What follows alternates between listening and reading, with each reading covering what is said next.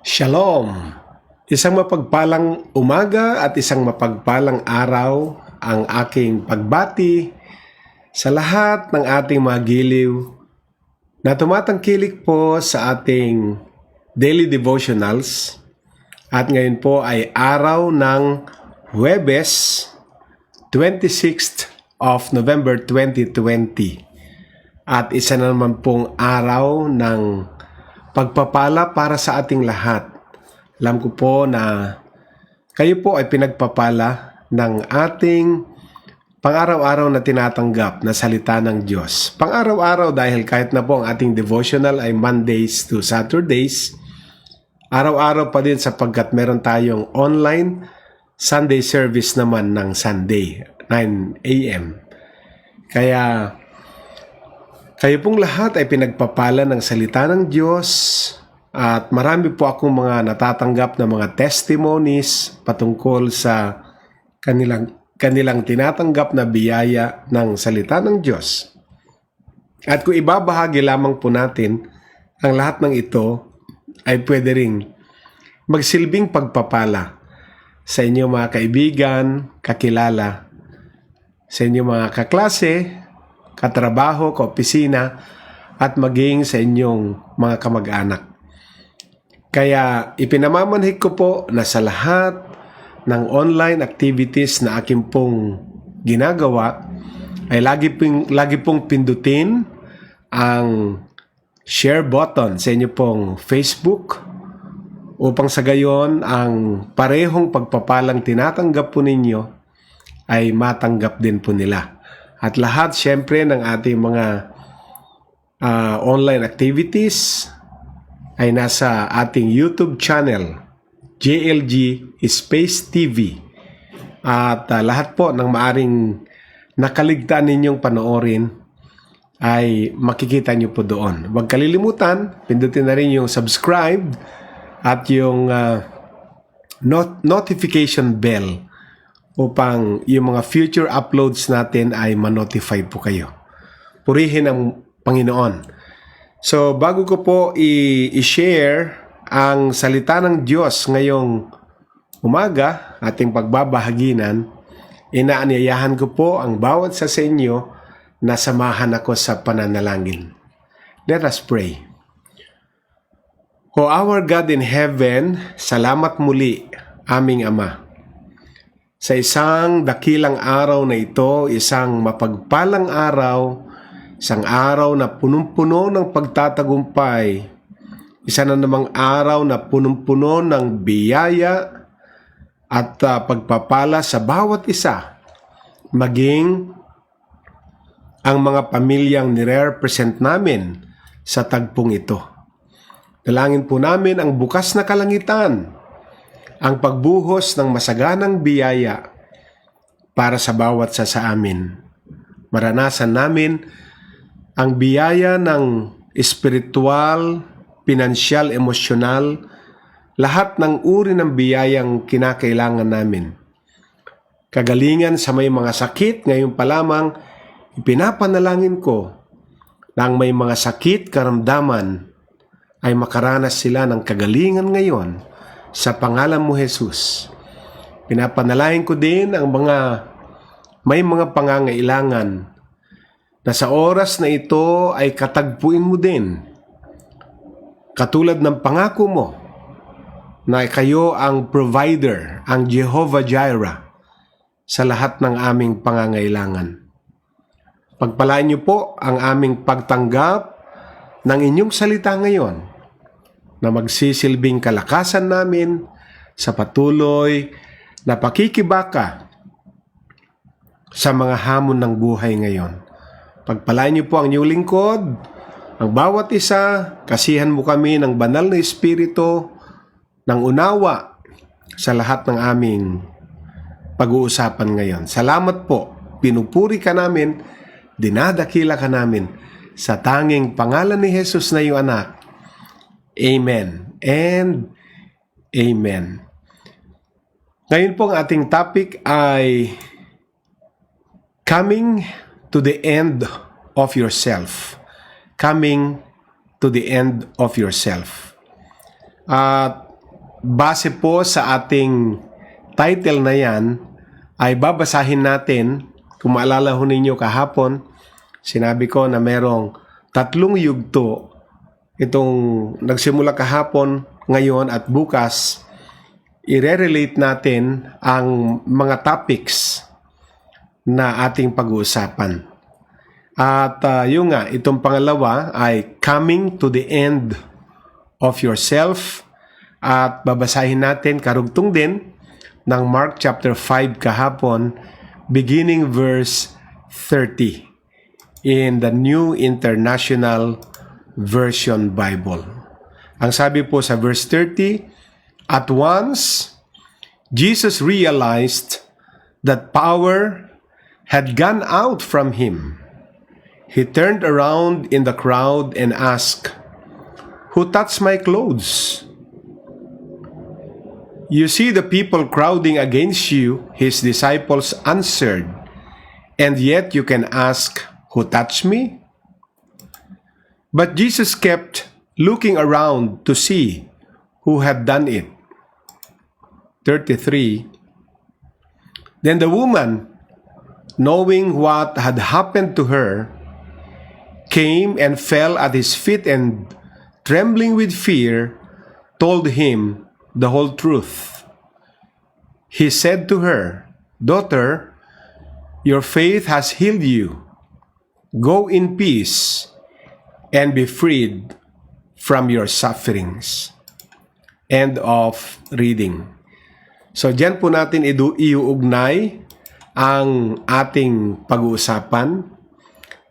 Coming to the end of yourself, ang istorya ng babaeng may problema, may sakit, 12 years na patungkol sa kanyang dugo, pagdurugo, at napuntahan na niya lahat ang mga dalubhasa para humingi ng tulong at siya'y gumaling. Pero naubos na lahat ang kanyang ari-arian, ang kanyang salapi, ang kanyang kayamanan, ngunit hindi pa rin siya magaling. Kaya nung dumating ang Panginoon Hesus at napakarami pong tao, sapagkat, di po ba, talagang dinudumog po ng napakaraming tao pag dumarating po ang Panginoon because of the signs, the healing, the miracles na pine-perform po niya every time na siya po ay dumadalaw. Kaya itong babae na hopeless na ang kanyang situation ay nagsumiksik na makalapit sa ating Panginoon Hesus. At ang kanyang sabi, mahawakan ko lang ang laylayan ng kanyang damit. At nung nahawakan po niya, siya ay gumaling. At ito na po ang karugtong naramdaman ng Panginoon. At once, Jesus realized that power had gone out from him. He turned around in the crowd and asked, "Sino ang humipo sa aking mga damit? Who touched my clothes?" At ang sabi ng kanyang mga disipulo, napakarami pong taong nagsisiksikan. At tatanungin mo kung sino ang humipo sa iyo. Pero ang sabi ng Panginoon, he kept looking around to see who had done it. Siya'y palingalinga at hinahanap niya kung sino nga ang gumawa nun. At nung ang babae, knowing that what had happened to her, alam na niya na may nangyari din sa kanya, came and fell at his feet. Kaninong feet? Ang ating Panginoon. And trembling with fear, she told Jesus the whole truth. At ang sabi sa verse 34, Jesus said to her, "Daughter, your faith has healed you." Hindi niya sinabing, "My clothes has healed you." Your faith has healed you. Go in peace and be freed from your suffering. Go in peace and be free from all your sufferings.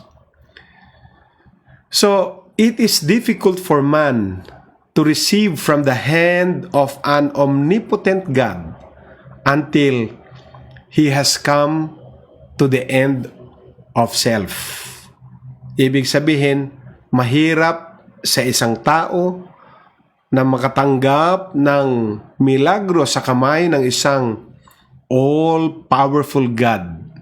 Ang Diyos na makapangyarihan, na kaya niyang gawin ang mga hinihingi natin sa Kanya. Pero matatanggap lang natin yan, minsan inaalaw na darating na tayo sa dulo ng ating pag-asa. Halos bumigay na tayo dahil parang wala ng pag-asa sa ating mga kalagayan. Yes, it is difficult for man to receive from the hand of an omnipotent God until he has come to the end of self. Oh, the heartache that is ours because we try to work out our problems. Yung mga nararanasan nating mga heartaches, yung mga nararanasan nating mga discouragements and depressions sa ating mga sarili dahil sinusubok nating lutasin, sinusubok nating lapatan ng lunas, sinusubok nating solusyonan ang ating mga problema. Oh, the dead-end streets we travel on this earth because we try to take situations into our hands and try to find the solutions in ourselves.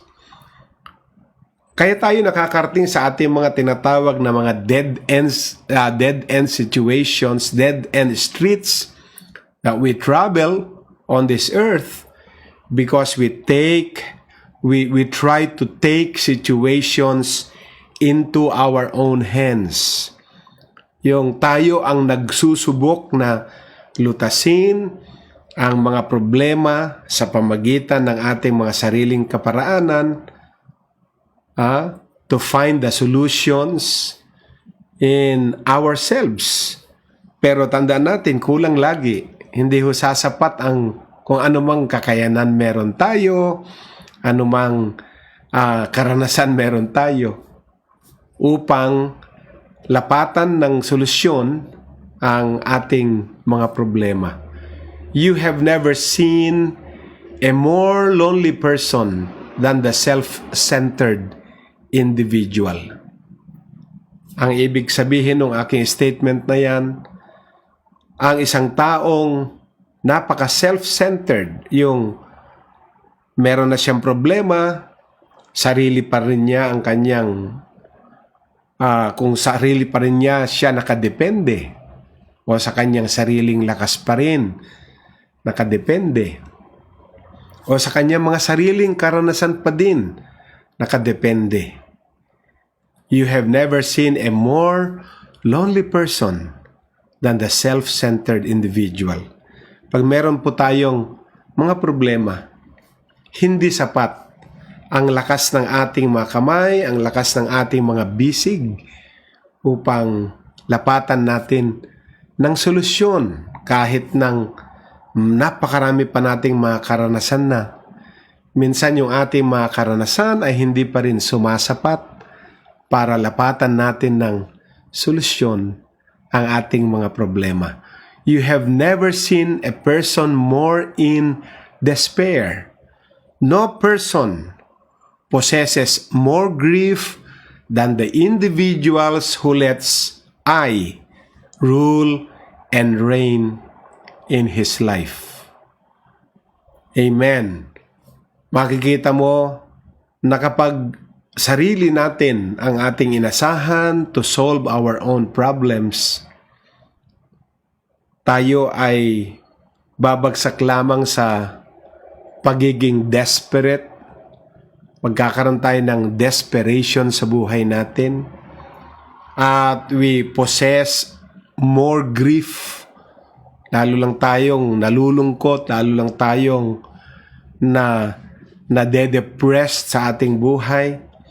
Kapag tayo ay hinayaan natin yung I, the letter I, tayo, rule and reign in our life. Kaya nga po ang middle word o middle letter ng sin ay I, at ang middle letter din ng pride ay letter I. Kaya pagka pinilit natin na si I ang mag-rule and mag-reign sa ating mga buhay, lalo lang natin napoposes ang mas maraming grief sa mga buhay natin. The power that brought the curse of sin, the power that brought the curse of sickness, the curse of despair, the curse of sorrow, the curse of pain and misery upon man was the assertion of man's will as he rose up with his own will against God. And that's a very powerful statement, mga kapatid. Ang kapangyarihan na dinadala natin sa sumpa ng kasalanan, sakit, depression, sorrow, pain, and misery ay dahil yung ina-assert natin ang man's will, ang kalooban ng tao upang tapatan ang tinatawag na God's will para sa buhay ng tao. Talagang inaalaw ng Diyos na may mga sitwasyon tayong mas malaki na sa atin. Inaalaw ng Diyos na may mga sitwasyon na hindi na natin kayang i-address, lapatan ng lunas sa ating mga sariling kakayanan at sariling kaalaman. Huwag nating tatapatan ang omnipotence ng Diyos na ang i-assert natin ay ang ating will, sapagkat hindi mananaig, hindi mananalo ang self-will, ang man's will, kapag ang kinatapat ay ang power of God. So, binigyan ng Diyos ang bawat tao ng authority over his mind, over his spirit, and over his total being. So, mapapansin ho ninyo sa istorya po ng Garden of Eden, di po ba? Adam and Eve. From that moment in the Garden of Eden until the moment our blessed Messiah, Jesus Christ, the Son of the living God, came to this earth.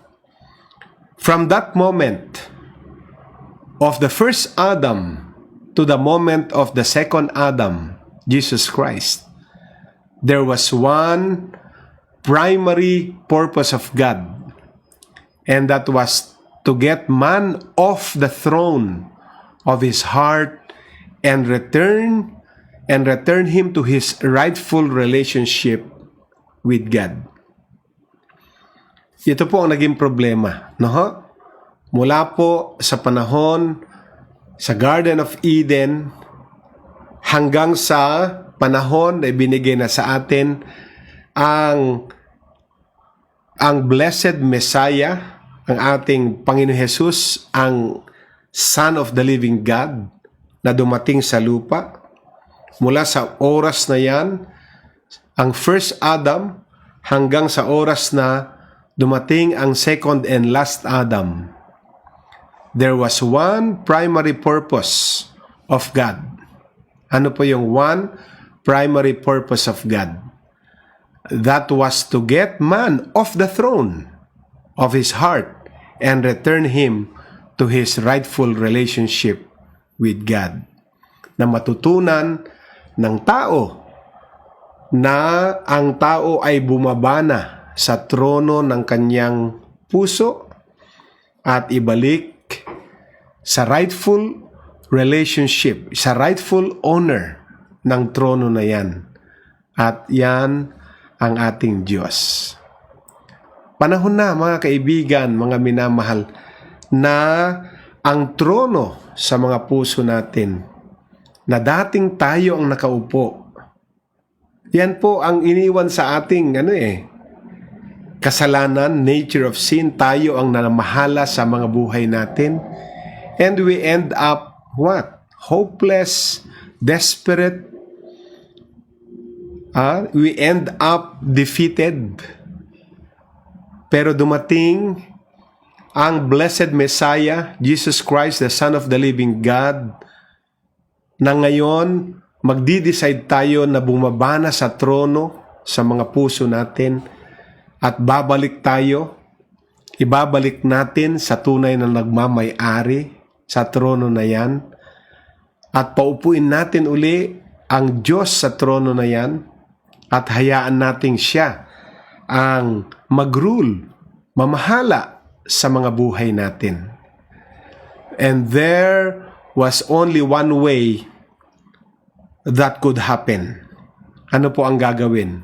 Man must surrender all that he has, all that he is, and all he possesses back to God.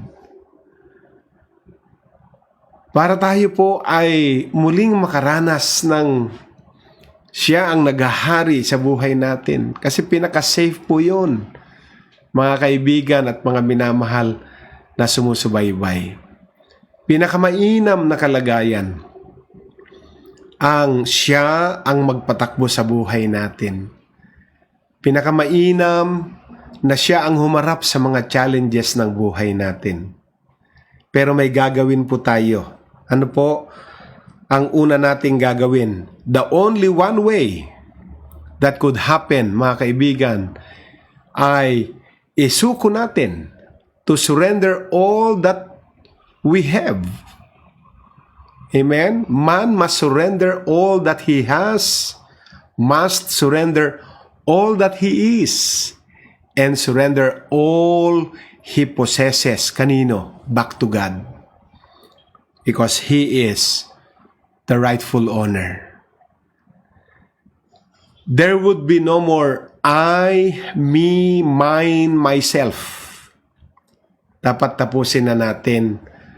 Tapos na ang mga panahon na ang nagahari sa mga buhay natin ay yung I, me, mine, myself.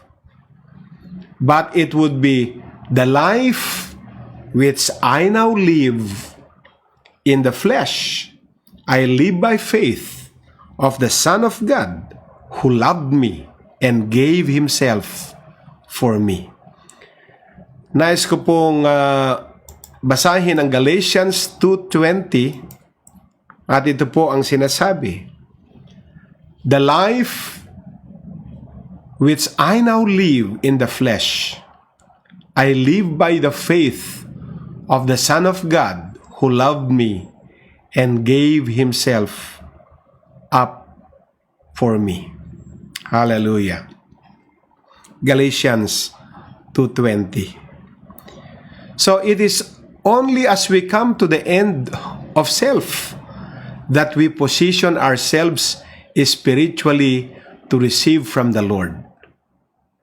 Yan po. Gusto natin makatanggap mula sa Diyos ng mga bagay na dapat nating matanggap bilang mga anak ng Diyos.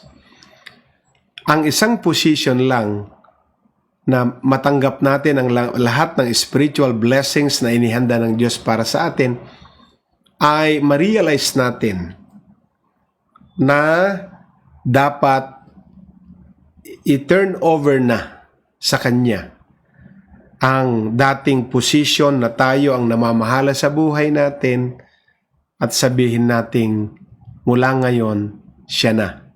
It is only as we come to the end of self, dapat dumating na tayo dyan yung end of self, that we position ourselves spiritually to receive from the Lord. It is only as we come to the end of self that we are ready to receive God's help. So para tayo ay maging handa ng tumanggap ng lahat ng mabubuting bagay galing sa Diyos. Panahon na para matanggap natin ang tulong ng Diyos. Kailangan mag-decide tayo na dumating na tayo sa tinatawag na end of self. Yung dumating na tayo sa panahon na sa sarili natin tayo nagtitiwala. At ilipat na natin ang pagtitiwala sa Diyos upang ma-receive natin ang mga spiritual blessings na dapat nating ma-receive natin ang mga tulong ng Diyos sa atin. It is only as we come to the end of self that we can learn how to lean completely on God for His supernatural supply. Dumating na tayo sa end of ourselves nang matutunan nating sumandal, magtiwala, umasa sa Diyos ng kumpletong-kumpleto para matanggap natin ang supernatural supply ng Diyos. Hanggat pinagkakatiwalaan natin ang lakas natin, ang mga napundar natin, ang mga kayamanan natin, ang mga experiences natin, ang mga kakayanan natin, well, di natin marireceive yung best na inihanda ng Diyos para sa atin. Kaya it's time na let's come to the end of ourself. Let self die. Hayaan natin ang self ay mamatay. Let self die. Kailan?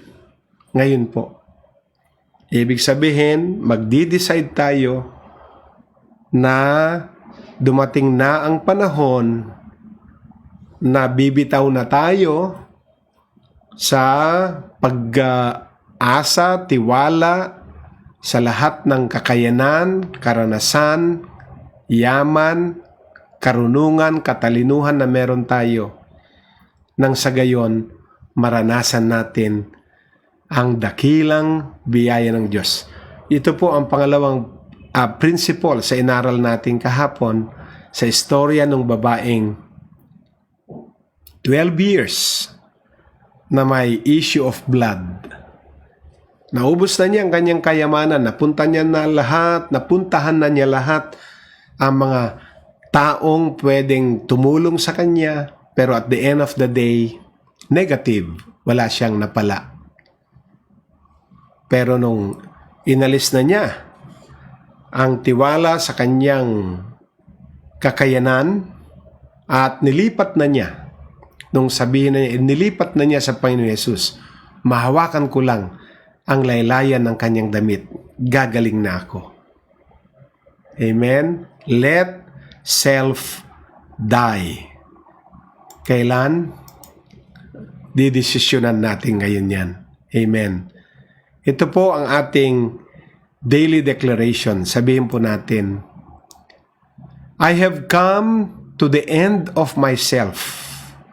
I am ready to receive God's help and lean completely on Him for His supernatural supply.